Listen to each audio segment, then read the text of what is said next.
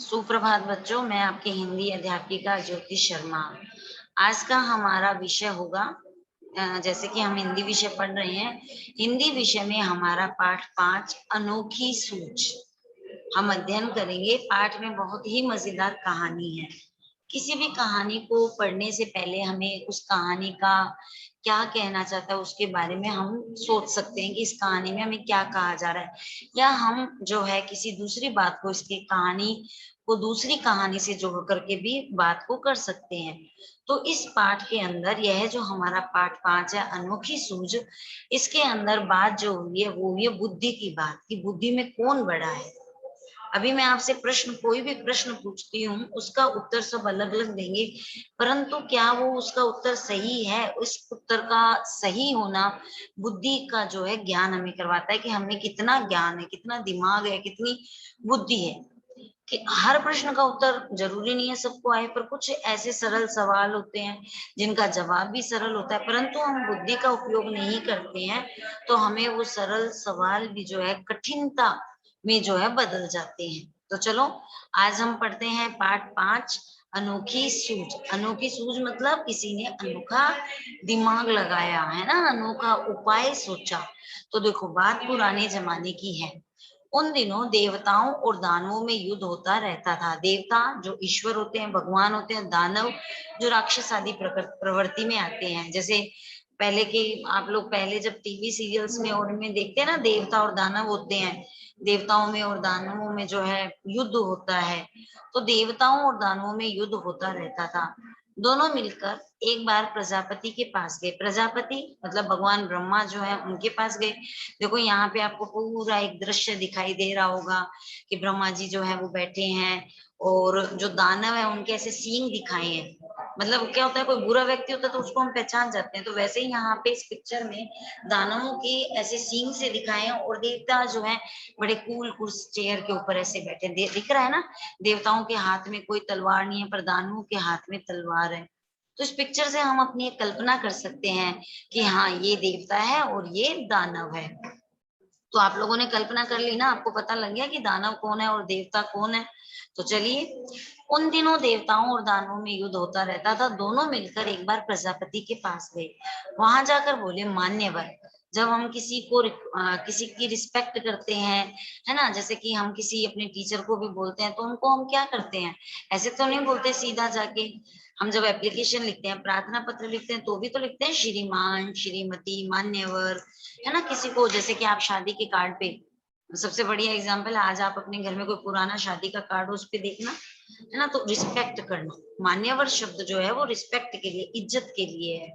तो मान्यवर, हम दोनों ही आपकी संतान है।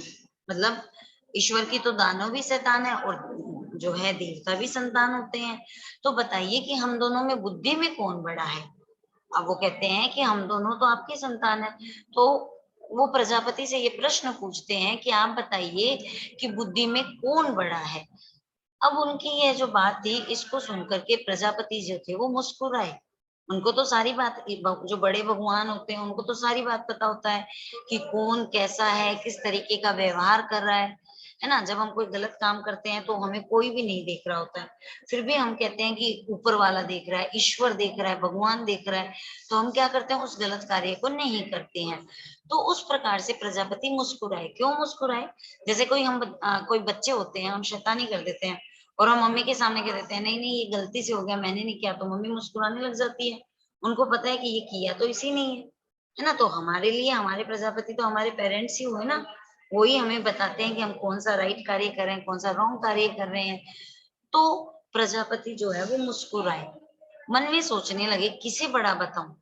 अब भगवान के लिए तो देवता भी वैसे ही थे और दानव भी वैसे थे। छोटे भाई बहन में लड़ाई हो जाती है, भाई कहता है इसने बदमाशी की, बहन कहती है इसने की। तो भाई बहन में मम्मी से या पापा से फैसला लेते हैं तो कौन, वो तो दोनों के लिए ही सोचेंगे ना ये बात, कि किसने की और किसने नहीं। तो दोनों को बदमाश नहीं कह सकते। तो वहां पर ऐसे ही यहाँ पर हुआ कि वो जो है अपने मन में सोचने लगे कि मैं किसे बड़ा बताऊं, देवताओं को या दानवों को। अपने मन में, उनके मन में एक प्रश्न आ गया। तो यहाँ पे क्वेश्चन मार्क आ गया। जब दिमाग में कोई प्रश्न है तो हम प्रश्नवाचक चिन्ह लगाते हैं।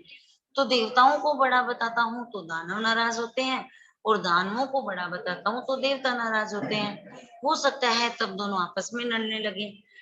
जो दानव होते हैं उनमें तो धैर्य होता ही नहीं, उनको तो गुस्सा जल्दी आ जाता है। तो वो क्या करते हैं, जो प्रजापति होते हैं वो सोचते हैं कि अगर मैंने इनमें से किसी एक को भी जो है बड़ा बता दिया या बुद्धिमान बता दिया तो कोई ना कोई नाराज होगा, और नाराज में ये आपस में दोनों झगड़ा करने लगेंगे। अब बड़ा टेढ़ा प्रश्न था क्योंकि किसको बताए, बड़ा बताए तो किसे बताए, कुछ सोचकर वे बोले। अब प्रजापति को भी लगा कि कुछ तो ऐसा दिमाग लगाना पड़ेगा या कुछ तो ऐसा आइडिया लगाना पड़ेगा जिससे कि इन दोनों के बीच में आपस में झगड़ा भी नहीं हो और हल भी निकल जाए। तो कुछ सोचकर वे बोले, इसका उत्तर बता दूंगा, आप दोनों ही कल मेरे यहाँ भोजन पर आमंत्रित हो। हमने इससे पहले भी भोजन की बात पढ़ी थी, आप लोगों को शायद याद होगा। हमने एक पार्ट में पढ़ा था, अपनी जो है चैप्टर में पढ़ा था कि किस प्रकार से जो महाराज होते हैं या जो ऋषि होते हैं, वो पंडित जी होते हैं, वो पहले भोजन करते हैं, उसके बाद में जो है सारी बात होती है और हल भी निकल जाता है समस्या का, है ना। तो यहाँ पर जो है वो कहते हैं कि बड़ा बताएं तो किसे बताएं, तो वो कहते हैं कि आप दोनों ही कल मेरे यहाँ भोजन पर आमंत्रित हो। भोजन के बाद बताऊंगा कि बुद्धि में कौन श्रेष्ठ है। तो देखो, अब दूसरे दिन दोनों पक्ष, पक्ष मतलब दोनों दोनों साइड के, देवता भी और दानव भी, दोनों भोजन के लिए पहुंचे। दोनों को अलग अलग कमरों में बिठाया।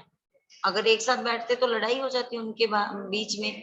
और प्रजापति ने अपनी बुद्धि का भी उपयोग किया, वहां मिष्ठान से भरे थाल भिजवा दिए गए। प्रजापति मिष्ठान से थाल मतलब मिठाइयों के। प्रजापति दानवों के कमरे में गए। अब पहले दानव के कमरे में गए, उन्होंने कहा आप लोग भोजन करें, शर्त यह है कि कोहनी मतलब जो हमारे हाथ की कोहनी होती है, इसको बिना मोड़े भोजन करना है। क्या शर्त थी? शर्त यह थी कि कोहनी को बिना मोड़े जो है वो भोजन करना है। यही बात उन्होंने देवताओं से भी कही। पहले दानवों के पास गए, दानवों को कहा कि आपको जो ये भोजन करना है, ये आप लोग जो है क्या करोगे, बिना कोहनी के मोड़े। अभी सीधा सीधा खाना खाना है तो कैसे खाएंगे, कोहनी तो मुड़ेगी ना। हम भोजन करते हैं तो भी हाथ को मोड़ करके खाते हैं, कोहनी को मोड़ करके खाते हैं, तो कैसे खाया जाए। तो शर्त यह थी कि कोने को बिना मोड़े भोजन करना है। यही बात उन्होंने देवताओं से भी कही। दोनों के बराबर बात हो गई, देवता और दानव के। अब उन दोनों के ये जो है बराबर बात हो चुकी थी। अब आगे क्या होता है, प्रजापति की जो यह बात है इसको सुनकर के दोनों जो है वो परेशान हो गए, क्योंकि दोनों को ऐसे लगा कि हम जो है कोने को मोड़ करके कैसे खाएंगे। वे एक दूसरे का मुंह ताकने लगे। मुंह ताकना भी एक मुहावरा होता है ना। मुंह ताकना मतलब एक दूसरे की तरफ जो है वो देखने लगे। समस्या थी खाएं तो खाएं कैसे। तो देखो, कोहनी नहीं मोड़नी चाहिए, भोजन भी नहीं बचना चाहिए, प्रजापति की आज्ञा का भी पालन होना चाहिए। देवताओं ने एक उपाय सोचा। कमरे के किवाड़ बंद किए। किवाड़ मतलब दरवाजे।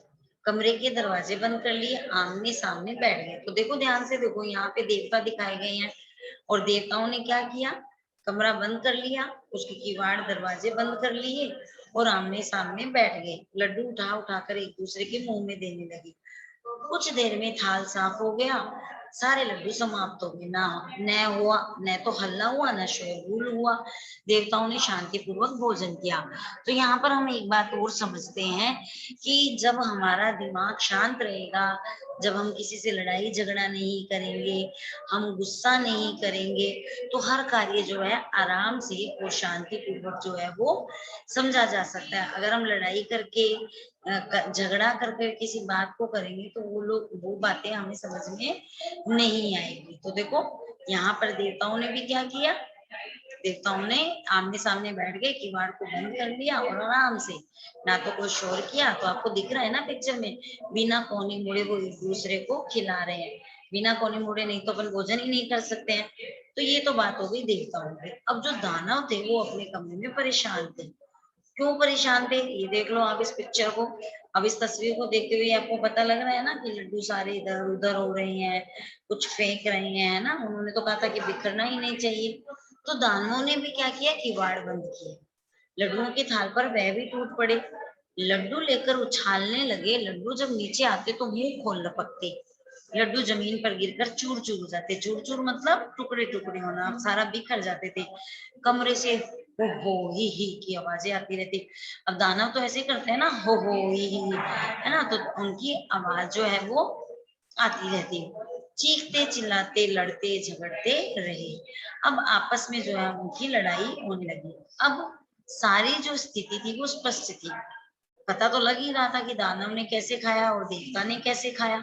तो प्रजापति ने कहा कि देवता ही श्रेष्ठ है, जानते हो क्यों?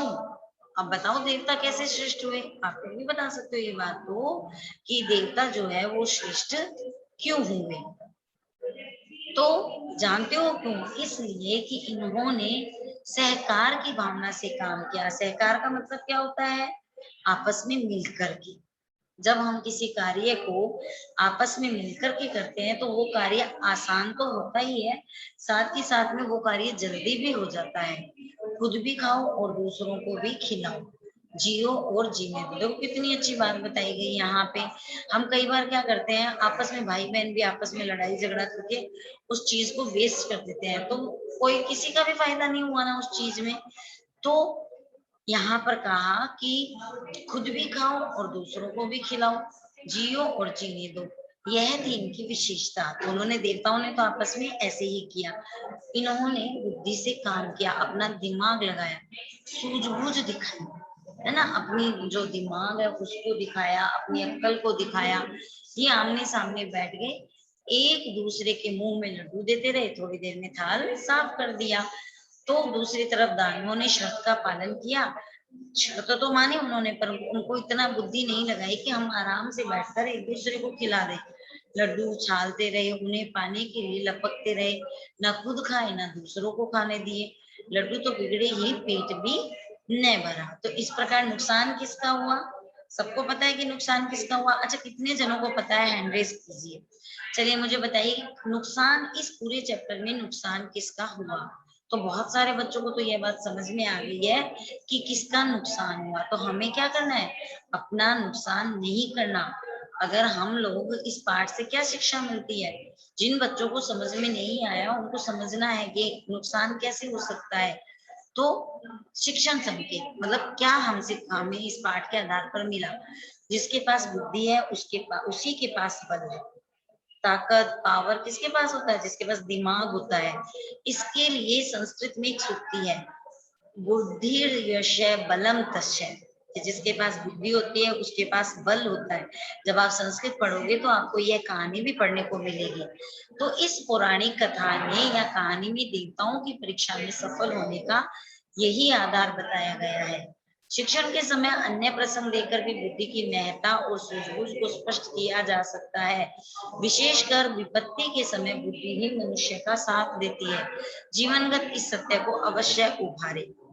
तो इस पूरे पाठ से हमें यही शिक्षा मिलती है कि हमें, हमारे अगर कितनी भी बड़ी विपत्ति आ जाए उस समय हमें अपनी बुद्धि का साथ नहीं छोड़ना है, बुद्धि को साथ में लेकर चलना है। और वही बुद्धि जो होती है वो मनुष्य को साथ भी देती है और जीवनगत सत्य को अवश्य उभारे, मतलब आगे भी बढ़ाती है।